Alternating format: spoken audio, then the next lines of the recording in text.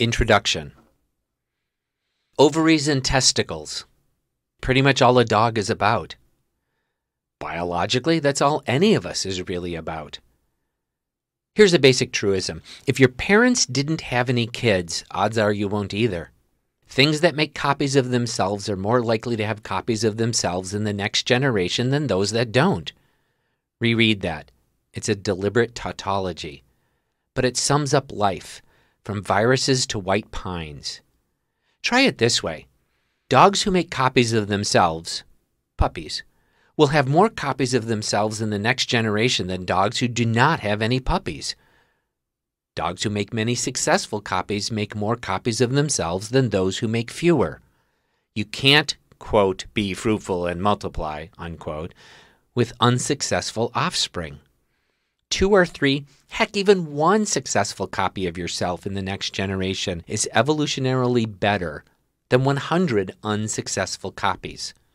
Doesn't matter if we're talking computer viruses or dogs. Those that don't reproduce successfully have fewer copies than those that do. Those that do populate the world. Whatever helps make successful copies is all that matters in the evolutionary long haul. It's not survival of the fittest, unless by fittest you simply mean the ability to make successful copies of yourself. What parts make those copies? Testicles and ovaries, but not by themselves. So it's all about sex? Not really. It's all about reproduction. Successful reproduction. Reproduction is making versions of yourself in the next generation. Puppies. Sex is just one way to do that. We will see others. Which is more important, food or sex?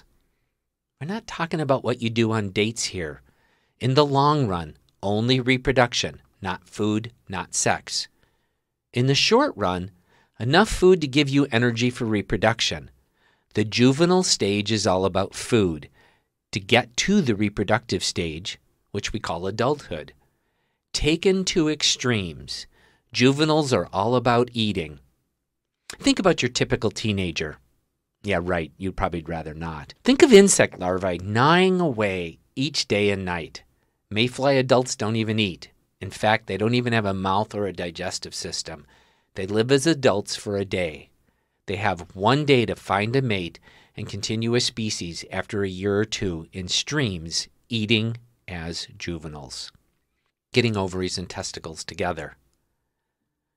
Back to ovaries and testicles, not that we ever really left them. A chicken is just an egg's way of making another egg.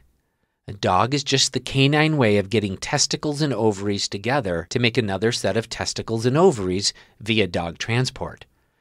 So that's really all you need, ovaries and testicles. Why didn't nature just put them in the same individual and be done with it?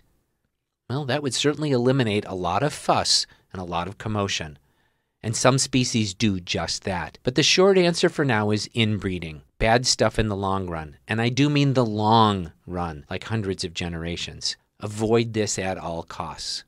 But inbreeding is also the primary technique we use to domesticate a species and bring out distinguishing attributes, like high milk production in a cow or the ability to turn a flock of sheep in a domestic dog. We often do interesting things in the short run that in the long run are unwise. Inbreeding leading to domestication is a useful tool for humans in manipulating species to our goals. It just does not make them more fit for survival in the wild. So in nature, it is avoided. You need to put those testicles somewhere away from any closely related ovaries to avoid inbreeding.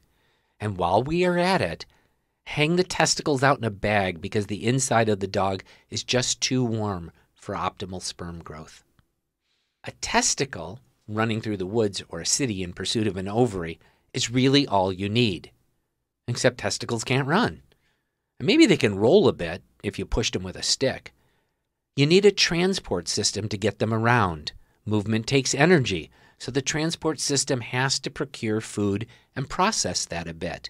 Enter the mouth and teeth and the digestive system and the whole dog food industry and the debate about kibble versus raw and picking up poop.